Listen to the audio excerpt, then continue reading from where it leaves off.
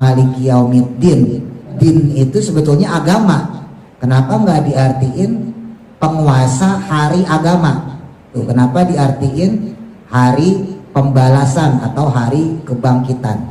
Nah, di antara keterangan oleh para ulama, sebagaimana firman Allah Ta'ala, liyajziyal ladzi asa'u bima amilu wa yajziyal ladzina ahsanu bil husna. Ini surah An-Najm ayat 31. Liyajziya, yaitu agar Allah memberikan balasan alladzina, kepada orang-orang asa'u yang mana berbuat buruk, bima dengan perkara amilu yang mereka lakukan, wa yajzi, dan juga kemudian Allah membalas alladzina, akan orang-orang ahsanu yang berbuat baik, bil husna, dengan kebaikan. Maksudnya kebaikan di sini adalah surga. Kalau secara zohir kita bisa ngelihat, oh itu orang sholat berarti orang baik, oh itu orang sedekah berarti dia orang baik, gampangnya gitu ya. Itu secara zohir, tapi nggak secara hakikat. Kenapa? Karena bisa jadi, nauzubillah, niatnya bukan untuk ibadah kepada Allah, bukan untuk melakukan perintah Allah, tapi tujuannya lain. Misal, nauzubillah, supaya dipuji sama orang, supaya dianggap soleh, supaya dipandang sebagai orang yang baik hati, dan sebagainya ya. Jadi kesan zohirnya bagus emang, tapi pembalasan yang sebenar-benarnya adalah nanti di akhirat. Pembalasan apa sih? Ya pembalasan agama, ngaji ya, sholat ya, ibadah lain ya, itu kan urusan agama, din. Makanya lafadznya maliki yaumiddin. Pembalasan yang sebenar-benarnya yaitu nanti ketika di hari kiamat. Ini bisa jadi tolak ukur, Pak. Kalau sholat udah mulai tenang, ketika takbiratul ihram Allahu Akbar udah mulai merasa nyaman, baca Fatihah kok nikmat, baca surah kok nikmat, baik sholat berjamaah maupun sholat sendiri ya, baik sholat wajib maupun sholat sunnah. Nah itu bersyukurlah, ada tanda di situ, ada bibit di situ bahwa kita sudah semakin baik dalam hal ibadah. Tapi kalau sholat itu nggak membawa kita dalam hal ketenangan, kok sholat pengennya buru-buru kelar, kok sholat pengennya buru-buru pulang, kok sholat kayak dikejar-kejar sama orang dan sebagainya. Nah kita harus nanya dalam diri kita, apakah selama ini sholatnya itu udah benar atau belum? Rukun syaratnya sudah terpenuhi atau belum? Karena orang melaksanakan sholat ketika dia ilhami dengan benar, ketika dia pahami dengan tulus, dia akan mendapatkan ketenangan di sini. Allah Tuhan kami, Muhammad Nabi kami, Islam agama kami, Darul Muqimin jalan juang kami. Allah Tuhan kami, Muhammad Nabi kami, Islam agama kami, Darul Muqimin jalan juhan kami. Darul Muqimin mahaduna, Darul Muqimin alhamdulillah wali walidina amin. Kita lanjutkan kembali tafsir surah Al-Fatihahnya. Bismillahirrahmanirrahim. Qala musannifu rahimahullahu ta'ala wa nafa'ana bihi wa bi barakati ulumihi fi daraini amin.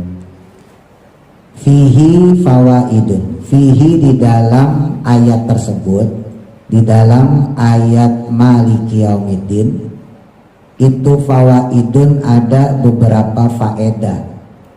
Al-faidatul ula, adapun faedah yang pertama, qauluhu, adapun firman-Nya Allah, lafadz Maliki Yaumiddin, arti sederhananya adalah penguasa hari agama. Dinnya itu agama, cuman yang dimaksud di sini adalah Maliki Yaumil Ba'si. Maliki artinya penguasa, Yaumil Ba'si artinya hari kebangkitan, wal jaza atau hari pembalasan, wa taqriruhu dan keterangannya, diantaranya penjelasan bahwa Maliki Yaumiddin kenapa kok diartiin hari pembalasan atau hari kebangkitan, padahal din itu sebetulnya agama ya, dinul Islam kan artinya agama Islam. Kenapa nggak diartiin penguasa hari agama ya, dinnya itu kenapa diartiin hari pembalasan atau hari kebangkitan. Nah, di antara keterangan yang terperinci oleh para ulama, annahu sesungguhnya yang demikian itu la Buddha tidak bisa tidak, maksudnya pasti, minal firoki harus ada perbedaan bainal muhsini antara orang yang berbuat baik wal musii dengan orang yang berbuat buruk, wal mutii dan antara orang yang taat, wal asi dengan orang yang bermaksiat, wal muwafiki dan orang yang penurut atau mengikuti perintah Allah, wal mukhalifi dengan orang yang mengingkari atau orang yang melanggar. Nah, wadzalika dan adapun hal tersebut, perbedaan tadi antara yang maksiat dengan yang taat, yang buruk dengan yang baik, itu la yazharu tidak akan jelas, tidak akan tampak illa kecuali fi yaumil jazai pada hari pembalasan. Karena semuanya itu masih samar kalau di dunia, dan itu baru jelas ya Pak kalau nanti sudah berada di hari pembalasan atau hari kebangkitan ya. Kama qala sebagaimana firman Allah Ta'ala, liyajziyal ladzi asa'u bima amilu wa yajziyal ladzina ahsanu bil husna. Ini surah An-Najm ayat 31. Liyajziya yaitu agar Allah memberikan balasan alladzina kepada orang-orang asa'u yang mana berbuat buruk ya, bima dengan perkara amilu yang mereka lakukan, wa yajzi dan juga kemudian Allah membalas alladzina akan orang-orang ahsanu yang berbuat baik bil husna dengan kebaikan. Maksudnya kebaikan di sini adalah surga. Wa qala ta'ala dan berfirman juga Allah Ta'ala, am naj'alul ladina amanu wa amilus solihati kal mufsidin al ayat. Ini surah Shad ayat 28. Am naj'alu apakah pantas bagi kami kata Allah menjadikan alladina amanu orang-orang yang beriman wa amilus solihati dan orang-orang yang melakukan amal soleh disamain kal mufsidina seperti orang-orang yang berbuat kerusakan fil ardi di muka bumi. Am naj'alu atau kami menjadikan atau menyamakan al muttaqina antara orang yang bertakwa kal fujari seperti orang yang ahli maksiat. Nah, tentunya nggak mungkin ya Allah nyamain antara orang yang berbuat baik dengan yang berbuat buruk, antara orang yang beriman dengan orang yang ingkar. Nah, satu lagi dalilnya waqala dan berfirman pula Allah Subhanahu wa taala, inna sa'ata atiyatun akada ukhfiha litujza kullu nafsin bima tas'a. Ini surah Thaha ayat 15. Inna sa'ata sesungguhnya as-sa'ah. Sa'ah itu maknanya adalah hari kiamat, hari yang sesaat, hari yang sebentar doang. Itu atiyatun pasti akan datang. Akada ukhfiha yang mana nyaris atau hampir atau dekatnya waktu tersebut litujza untuk supaya dibalas kullu nafsin akan setiap nyawa atau setiap hamba, dalam hal ini kita manusia khitabnya, bima dengan apa-apa tas'a yang diusahakannya. Nah, jadi Allah Subhanahu wa taala menggunakan lafadz Maliki Yaumiddin, diantaranya para ulama merincikan yaitu supaya untuk membedakan bahwa balasan Allah di akhirat itu sempurna dibandingkan balasan di dunia. Karena kalau di dunia sulit untuk membedakan antara orang yang baik dengan yang buruk. orang yang taat dengan orang yang ingkar. Maksudnya sulit di sini, sulit secara hakikat ya Pak. Kalau secara zohir kita bisa ngelihat, oh itu orang sholat berarti orang baik. Secara zohir, secara fisik, oh itu orang sedekah berarti dia orang baik. Gampangnya gitu ya. Itu secara zohir, tapi nggak secara hakikat. Kenapa? Karena bisa jadi, nauzubillah, ada orang sholat tapi niatnya bukan untuk nyembah Allah, bukan untuk ibadah kepada Allah, bukan untuk melakukan perintah Allah, tapi tujuannya lain. Misal, nauzubillah, supaya dipuji sama orang, supaya dianggap soleh. Secara zohirnya sholat, secara zohirnya taat, secara zohirnya melakukan perintah Allah, tapi hakikatnya justru berbanding balik. Nah gitu ya. Secara zohir ada orang kita lihat, wah sodako, baik banget tuh orang. Kalau ada orang datang sama dia minta bantuan, pasti ditolong. Setiap ada pengemis lewat, pasti dikasih. Jadi kesan zohirnya bagus emang, tapi kan hakikatnya kita nggak tahu. Bisa jadi, nauzubillah, dalam hatinya mungkin ada keinginan supaya dipandang sebagai orang yang dermawan, supaya dipandang sebagai orang yang baik hati dan sebagainya ya. Nah makanya karena di dunia itu sifatnya masih samar, kita hanya bisa menghukumi secara zohir, dan itu memang yang diperintahkan oleh agama. Maka pembalasan yang sebenar-benarnya adalah nanti di akhirat ya. Pembalasan yang sebenar-benarnya adalah nanti di akhirat. Nah pembalasan apa sih? Ya pembalasan agama. Makanya lafadznya maliki yaumiddin. Sekali lagi, din itu aslinya maknanya agama ya, bukan pembalasan, bukan. Tapi kalau Bapak buka terjemah surah Fatihah, maliki yaumiddin artinya yang menguasai atau yang merajai hari pembalasan. Ya ini biar gak gagal paham dulu. Secara makna dasar, din itu sebetulnya bukan pembalasan. Pembalasan itu ya jaza. Jaza itu artinya pembalasan. Ya di surah Al-Bayyinah yang suka kita dengar atau kita baca kan suka ada tuh jazauhum inda rabbihim ya, dan seterusnya. Itu balasan mereka adalah di sisi Tuhannya. Kalau dia baik dibalas yang baik kan gitu, kalau yang buruk dibalas yang buruk. Nah balik lagi, jadi kalau bicara hukum dunia semuanya itu masih sifat zohir, masih samar ya. Bapak ngelihat saya misalnya ngajar, mungkin menurut Bapak, oh Pak Ustadz ikhlas, belum tentu. Secara zohir iya kelihatannya ikhlas misalnya, tapi siapa tahu dalam hati saya kepengen dipuji sama orang. Atau sebaliknya, saya ngeliat bapak-bapak rajin ngajinya ya, secara zohir bagus, soleh, tapi secara batin, secara hakikat, siapa tahu datang kemari karena mungkin gak enak sama istri ya, gak enak sama tetangga, gak enak sama saudara, yang lain pada ngaji gue kagak, gue berangkat dah. Jadi ada niat lain. Nah itu kan gak ada yang tahu Pak, padahal itu urusan agama ya, ngaji ya, sholat ya, ibadah lain ya, itu kan urusan agama, din. Makanya pembalasan yang sebenar-benarnya yaitu nanti ketika di hari kiamat ya. Di situ baru kelihatan apakah saya ngajarnya karena ikhlas, karena lillahi ta'ala, pengen supaya orang jadi makin kuat imannya, supaya orang makin soleh, makin taat pada Allah, atau sebaliknya nauzubillah, supaya dianggap pinter, supaya dianggap alim, supaya dianggap hebat. Pun nanti kita yang ngaji juga begitu.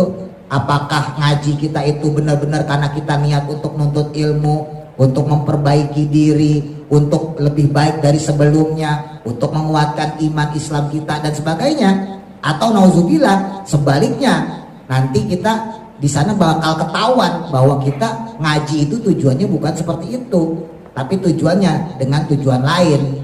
Misalnya nauzubillah supaya dianggap orang baik, dianggap orang alim, dianggap orang soleh dan seterusnya. Dan ironisnya lagi Pak, hati-hati nih, makanya pentingnya niat ya. Nanti di akhirat itu dipertontonkan amal perbuatan kita. Makanya sebelum nyesel nanti di akhirat, tata niat yang baik dari sekarang. Hati-hati. Jadi kalau masalah niat nih ngeri nih ya. Waktu itu udah kita bahas tuh di Qaidah Fikih ya, masalah inamal amalu biniyat itu kan. Hati-hati. Kata Nabi sendiri, kam min amalin, betapa banyak amal akhirah yang dia sifatnya akhirat, kelihatannya akhirat, sholat, ngaji, puasa, tapi yatasawwaru berubah jadi apa? Min amalid dunia, berubah menjadi amal dunia. Jadi nggak dianggap sama Allah, sholatnya nggak dianggap, ngajinya nggak dianggap, baca Qurannya nggak dianggap. Kenapa tuh seperti itu? Insu'in niat, disebabkan karena buruknya dia punya niat.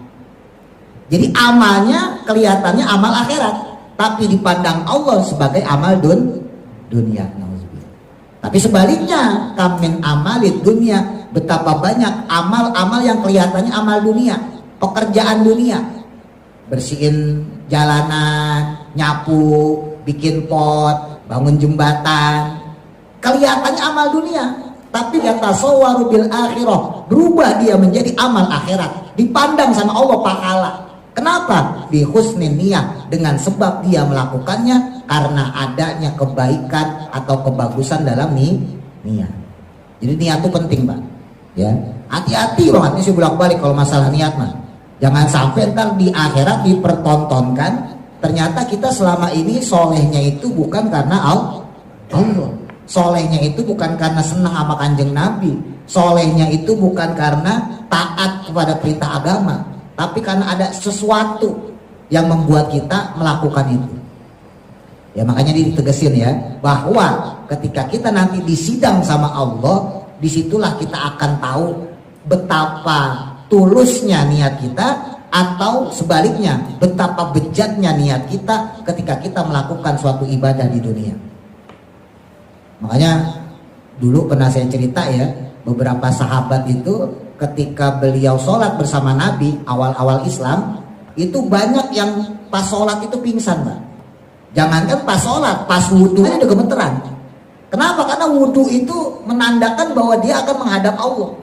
Wudhu aja udah gemeteran, takbir aja gemeteran, Allahu Akbar, gemeteran, baca Fatihah, Bismillahirrahmanirrahim, Alhamdulillah. Ya karena tahu artinya ya. Jadi memaknai Fatihah yang dibaca itu sampai ke bawah di dalam hatinya, dalam sholatnya. Bayangin coba. Ya seiring berjalannya waktu, ketika sudah kuat iman para sahabat ya, kemudian berubah tuh. Rasa takut tadi berubah menjadi rasa harap, berubah menjadi rasa cinta kepada Allah. Sampai-sampai para sahabat itu menemukan ketenangan di dalam sholatnya, sebagaimana Nabi Muhammad Shallallahu Alaihi Wasallam. Jadi ini bisa jadi tolak ukur, Pak. Kalau Bapak sholat udah mulai tenang, kalau kita ketika takbiratul ihram Allahu Akbar udah mulai merasa nyaman, baca Fatihah kok nikmat, baca surah kok nikmat, baik sholat berjamaah maupun sholat sendiri ya, baik sholat wajib maupun sholat sunnah. Nah itu bersyukurlah, ada tanda di situ, ada bibit di situ bahwa kita sudah semakin baik dalam hal ibadah. Tapi kalau sholat itu nggak membawa kita dalam hal ketenangan, kok sholat pengennya buru-buru kelar, kok sholat pengennya buru-buru pulang, kok sholat kayak dikejar-kejar sama orang dan sebagainya. Nah kita harus nanya dalam diri kita, apakah selama ini sholatnya itu udah benar atau belum? Rukun syaratnya sudah terpenuhi atau belum? Karena orang ketika melaksanakan sholat yang mana di dalamnya terdapat surah Fatihah, ketika dia ilhami dengan benar, ketika dia pahami dengan tulus, dia akan mendapatkan ketenangan di sini. Makanya Nabi kalau mau sholat subuh, Sayyidina Bilal itu kan datang paling duluan, ya. Sahabat Bilal itu habis sholat sunnah, ya zikiran di masjid suka ketiduran. Itu Nabi ngebangunin. Apa kata Nabi ngebangunin Sayyidina Bilal untuk azan? Arihna ya Bilal. Bahasa gampangnya, wahai Bilal, istirahatkan saya. Jadi bangunin Sayyidina Bilal itu bukan Bilal ajan, bukan ajan-ajan, bukan, tapi arihna ya Bilal, arihna ya Bilal. Maka kemudian Bilal azan, Allahu Akbar, Allahu Akbar. Kenapa Nabi menggunakan kata arihna? Istirahatkan saya Bilal, istirahatkan saya. Karena selama di dunia itu sebetulnya kita tuh lagi bekerja, Pak. Dan istirahat itu yaitu ketika kita sholat sebetulnya. Jadi bapak dagang itu kan kerja, ngojek kerja, nyari duit semuanya kerja kan, ngurus anak, ngurus istri, itu kerja semua. Nah istirahat kita itu sebetulnya bukan pas tidur, istirahat kita itu bukan pas leha-leha, tapi istirahat kita itu yaitu ketika sholat, Ketika kita takbir Allahu Akbar, itulah istirahatnya badan kita. Karena disitulah nanti jiwa kita akan bertemu dengan Allah di dalam sholat kita. Organ-organ tubuh kita menghadap kepada Allah. Disitulah bentuk istirahat yang sebenarnya. Kalau tidur bukan istirahat, itu masih kerjaan dunia. Kerjaan dunia kan tidur. Kerjaan dunia makan. Kerjaan dunia nyari duit. Nah itu kerjaan dunia semua. Istirahat yang sebenarnya adalah ketika kita sholat. Lupa semua tuh. Dunianya lupa. Nah, makanya diubah ya. Cara sholatnya diubah. Cara berpikir tentang sholatnya juga diubah. Jangan ngeluh. Nah, kadang-kadang kita yang awam suka ngeluh. Orang ajan, ya ajan lagi. Orang ajan bukan alhamdulillah berarti umur kita sampai. Ya, udah ajan lagi aja. Perasaan baru tadi sholat. Ya. Jadi sholatnya dianggap beban. Ya, nauzubillah. Nah kita lanjutkan. Wa'lam, oleh karena itu ketahuilah, kata musannif kitab ya, anaman sesungguhnya orang salato yang dia memberikan kuasa az-zalima kepada orang yang zolim, alal mazlumi atas orang yang dizolimi, summa annahu kemudian tetapi sesungguhnya dia itu layang takimu tidak menyiksanya atau tidak membalas minhu kepadanya, kepada orang yang berbuat zolim, fadzaka maka hal tersebut itu yang pertama imma ada kalanya lil ajzi karena tidak mampu, au lil jahli atau tidak tahu, au li kaunihi atau keberadaannya dia, maksudnya dia diem aja kok nggak mau nolong, itu rodian karena senang atau setuju bidzalika zulmi dengan kezoliman tersebut. Nah ini diberikan perumpamaan sama musannif kitab ya. Andai kata ada orang melakukan kezoliman, melakukan perbuatan aniaya, perbuatan jahat kepada seseorang, lalu nggak dibales, ada orang gampangnya gitu jahat sama kita, terus kita nggak bales, itu ada 3 kemungkinan. Satu, emang kitanya kagak berani. Yang kedua, kita nggak tahu kalau kita lagi dibodohi, dianiaya, lagi dijahatin. Atau yang ketiga, kita setuju, kita redo dengan adanya perbuatan aniaya tersebut. Jadi nggak ngebales itu ada 3 kemungkinan, ya. Maka wahadihi sifatu, adapun sifat-sifat ini, asalasu yang 3, yang tadi tuh, ya. Orang nggak ngebales kezoliman entah karena dia nggak mampu, atau karena dia bodoh, nggak tahu, atau karena dia setuju, itu Allahi ta'ala, bagi Allah subhanahu wa ta'ala itu muhalun, muhal itu mustahil, bagi Allah mustahil. Nggak mungkin Allah itu satu tadi tidak mampu untuk membalas. Kalau kita mungkin nggak mampu untuk membalas, yang ngejahatin kita pangkatnya lebih tinggi misalnya, yang ngejahatin kita preman misalnya, kita nggak berani balas. Tapi Allah nggak mungkin nggak melakukan itu, pasti dibalas sama Allah. Bisa jadi kita dizolimin orang, dianiaya orang, dibodohi orang dan sebagainya karena kita nggak tahu, bisa jadi. Tapi Allah nggak mungkin terkena efek itu, karena Allah pasti tahu bahwa ini orang benar-benar melakukan perbuatan zolim atau perbuatan jahat. Atau yang ketiga, ketika kita melihat kezoliman kok kita diem aja, mungkin karena kita senang atau kita setuju. Nah Allah tuh nggak mungkin, sebab Allah nggak menyukai perbuatan buruk. Nah itu juga pasti akan dibalas, gitu ya. Nah oleh karena itu fawajaba maka pastilah ayatakima, bahwa sesungguhnya Allah akan membalas atau menyiksa gampangnya lil mazlumina, karena sebab orang-orang yang dizolimi, minaz zolimina, kepada orang-orang yang berbuat zolim. Oleh karena itu pasti Allah balas, gak mungkin enggak. Sekali lagi, kalau manusia gak balas ketika dizolimi, ya karena 3 hal tadi. Tapi kalau Allah gak punya 3 hal tadi. Allah gak lemah, Allah bukannya gak tahu, Allah bukannya redo terhadap keburukan. Maka pasti gak ada alasan buat orang yang berbuat zolim untuk tidak dibalas oleh Allah subhanahu wa ta'ala. Ya, jadi gak usah khawatir kalau bapak dizolimin di dunia, dijahatin kita di dunia, kok kita nggak bisa balas. Allah kagak tidur, ya, nanti bakal dibalas sama Allah ketika di akhirat. Cuman ada cumannya, masih ingat gak waktu di tafsir Yasin tuh, kalau bisa sebelum nyampe akhirat bapak udah maafin duluan. Nah itu derajat yang paling top. Ya, walaupun Allah sendiri menjanjikan orang yang berbuat zolim bakal dibalas oleh Allah.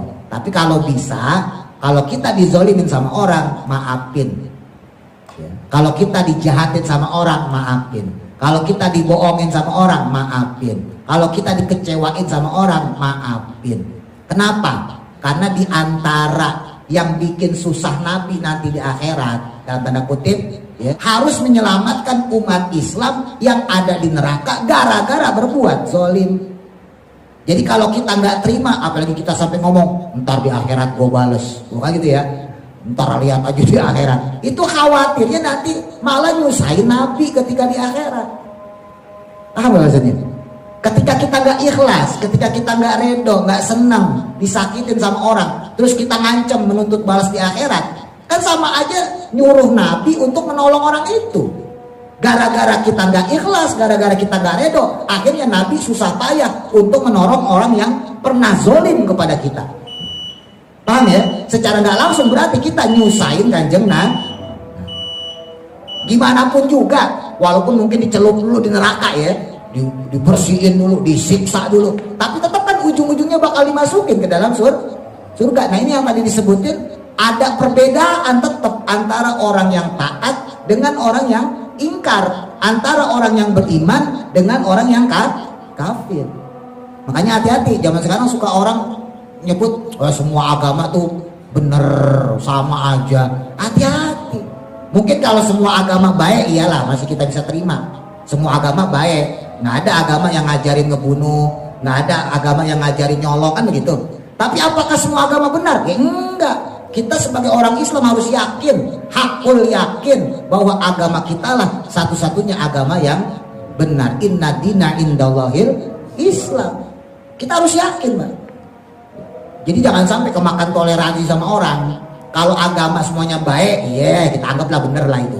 Ya semua agama baik. Tapi kalau bener, enak aja. Kalau bener mah kita pindah agama sebelah yang sembahyangnya seminggu sekali. Enggak mungkin gitu. Kalau emang agama semuanya bener, kita cari yang gampangan. Lah kita sholatnya sehari 5 kali, masa dianggap sama? Makanya kata Allah, ya beda. Orang yang dia itu beribadah, orang yang dia itu beriman, beramal soleh dengan orang yang ingkar. Nah ketahuannya tuh lagi-lagi, kapan ketahuannya? Entar di akhirat. Ya, di dunia mah kagak kelihatan. Orang yang kagak ibadah punya duit, orang yang ibadah juga punya duit. Kadang-kadang orang yang ibadah rezekinya seret, orang yang gak ibadah juga rezekinya seret. Jadi bukan takaran kalau di dunia. Ukuran aslinya, balasan sesungguhnya, yaitu ketika nanti di akhirat, gitu ya. Walamma lam yahsulu, maka namun karena tidak terjadi hadal intiqamu, balasan atau penyiksaan ya dari Allah Subhanahu wa taala ini fi dari dunia, di alam dunia, ya maka wajaba, pastilah ayasula nanti akan terjadi penyiksaan tersebut ya kepada orang yang zalim tadi, yang jahat tadi, ya fi daril ukhra, pada alam yang lainnya, ba'da dari dunia, setelah alam dunia. Wadzalika, oleh karena itulah yang demikian tadi, huwal muradu, yang dimaksud biqaulihi ta'ala, dengan firman Allah ta'ala, lafat maliki yaumiddin, wa biqaulihi, dan dengan firmannya Allah ta'ala juga, famay ya'mal mithqala dzarratin khairan yarah. Ini surah Az-Zalzalah ya, ayat 7. Lanjutannya, wa may ya'mal mithqala dzarratin syarran yarah. Kalau dilanjutin ya, faman, maka siapa orang ya'mal, yang dia melakukan mithqala dzarrah, seberat biji zarrah. Orang zaman dulu ngartiin biji atom, biji sawi, terserahlah, pokoknya yang paling kecil. Khairan, akan kebaikan, melakukan kebaikan sekecil apapun, yarahu, maka dia akan melihatnya, maka dia akan mendapatkannya. Kalau lanjutannya, fama ya'mal mithqala dzarratin syarran yarah. Kalau dia melakukan keburukan, itu pun sama, walaupun seberat biji zarrah, sekecil apapun dia melakukan keburukan, maka dia akan mendapatkan balasannya. Nah ini menarik nih, ruwiyah, diriwayatkan, annahu, bahwa sesungguhnya yuja'u, nanti didatangkan, birojulin, dengan seseorang, yaumal kiamati, pada hari kiamat. Maksudnya dia ini habis dari neraka ya. Fayanzuru, lalu dia kemudian melihat, fi ahwali nafsihi, pada keadaan dirinya. Fala yaro, maka tidaklah dia melihat linafsihi kepada dirinya tersebut hasanatan, akan satu kebaikan pun, albatata sama sekali. Dan ini masyhur ya hadisnya. Nanti ada di hari kiamat, setelah keluar dari neraka, ada orang yang dia dikeluarin dari neraka tanpa punya kebaikan sama sekali. Ya, padahal masuk ke surga itu kan butuh amal baik. Dia merasa saya nggak punya kebaikan ya Allah. Saya udah diselamatkan dari neraka nih, udah diangkat dari neraka, habis dicelupin ya, habis disiksa, gosong. Nah ini kan mau dimasukin ke surga, harus ada hasanah, harus ada kebaikan. Nah orang ini merasa nggak cocok saya masuk surga ya Allah, karena saya nggak punya kebaikan. Fayatihi, maka kemudian datang kepada orang tersebut anidau, suatu seruan, suara panggilan. Tiba-tiba setelah diangkat dia dari neraka, ada panggilan, ya fulan, wahai fulan, udkhulul jannah, masuklah kamu ke dalam surga, biamalika, dengan amalmu. Udah kamu masuk surga sana dengan amal perbuatan kamu.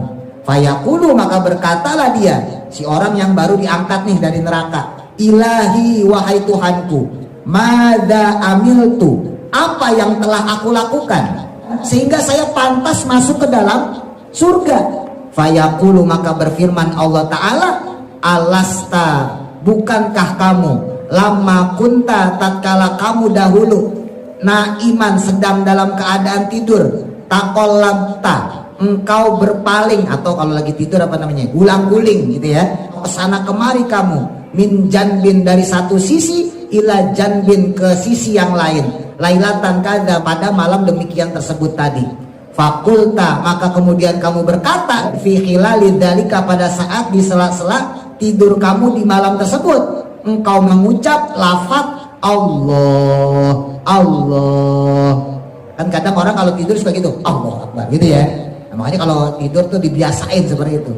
Nah summa alaika, kemudian meneruskan kamu anauma, akan tidur, fil hali, seketika itu juga, fanasita, kamu itu lupa, zalika, akan hal tersebut. Kamu lupa kalau itu kebaikan. Amma anna, tetapi adapun aku, kata Allah, itu fala ta'khud, tidak terkena ni bagiku sinatun, rasa kantuk, wala naumun, dan juga tidak terkena tidur. Famanasitu, maka aku tidak akan lupa, zalika, akan hal tersebut. Lafaz Allah yang disebutin itu ketika tidur gulang-guling menyebabkan dia mendapatkan surganya Allah Subhanahu wa Ta'ala. Ini tadi ya, balik lagi, famayama misqala dzarratin khairan yara. Mungkin menurut kita remeh, cuman gulang-guling Allahu Akbar, astagfirullah, tapi itu dinilai sama Allah kan, dinilai. Sampai-sampai ada orang diselamatin dari neraka, dimasukin ke surga gara-gara pas lagi tidur gulang-guling tadi tuh, gerak sana gerak ke sini, dari samping kanan samping kiri, gampangnya gitu ya, ia mengucap lafaz Allah. Kan kalau dipikir-pikir kan sepele ya, mengucap Allah doang, apalagi pas kita sholat, bayangin coba, apalagi habis sholat kita zikiran la ilaha illallah wahdahu la syarikalah dan seterusnya. Masa sih yang segitu itu nggak menjadi sebab kita dijauhi dari neraka, dimasukin ke dalam surga. Satu lagi, wa aidon, dan juga ada satu riwayat, yu'ta, didatangkan birojulin, dengan seseorang. Nanti di hari kiamat ada seseorang yang didatangkan, watuzanu, dan kemudian ditimbanglah hasanatuhu, kebaikannya itu, wasayiatuhu, dan keburukannya. Ya, kebaikannya ditimbang, keburukannya ditimbang. Fatahoffa, maka kemudian ternyata ringan atau enteng, hasanatuhu, kebaikannya. Jadi kebaikannya kalah ya sama keburukannya, kalah berat ya. Jadi yang paling berat justru malah keburukannya. Fatatihi, maka kemudian datang kepadanya, kepada si orang yang timbangannya ternyata lebih banyak yang buruk tadi, bitokotin, dengan satu kertas ya, satu helai kertas datang kepada dia, satu helai catatan datang kepada dia. Fataskilu, lalu memberatkan itu kertas, mizanahu, akan timbangannya. Tiba-tiba timbangannya itu jadi berat, kebaikannya jadi banyak mengalahkan keburukannya. Faida fiha, maka ketika ternyata di dalam kertas tersebut tertuliskan syahadatan, sebuah syahadat, yaitu alla ilaha illallah, bahwa tidak ada Tuhan selain Allah. Fala yusakilu, maka tidak membuat berat ma'adzikrillahi, selain daripada zikir, ya, penyebutan kepada Allah, berzikir kepada Allah Ta'ala, ghairuhu, selain dengan lafaz Allah atau lafaz yang thayyibah tadi. Jadi lafaz asyhadu alla ilaha illallah yang pernah dia baca waktu di dunia, itu ternyata bisa mengalahkan timbangan keburukan dia waktu di dunia. Tapi ini supaya gak gagal paham, jangan kemudian Bapak ngentengin, ya. Wah, kalau gitu mah maksiat aja, seneng-seneng aja. Kenapa tadi juga diampunin? Jangan. Ingat, akhirat tuh kan parah siksaannya. Tetap jangan ngentengin maksudnya, ya. Misal, nauzubillah, ada orang buka aurat. Buka aurat itu salah satu siksaannya diseret, Pak. Kalau dia perempuan, kalau dia laki, ditelanjangin, diseret di aspal neraka. Bukan aspal jalanan gini, aspal neraka. Aspal neraka berarti api semua tuh, diseret sampai kulitnya terkelupas, darahnya berceceran, tulangnya kelihatan, dibikin lagi dengan bentuk baru, diseret lagi. Sampai kapan dia selama dia buka aurat itu? Kalau dia buka auratnya 10 tahun, dia 10 tahun. Tapi 10 tahunnya di neraka itu lebih lama daripada 10 tahun di dunia. Itu yang jadi masalah. Dan siksaan itu makin berat.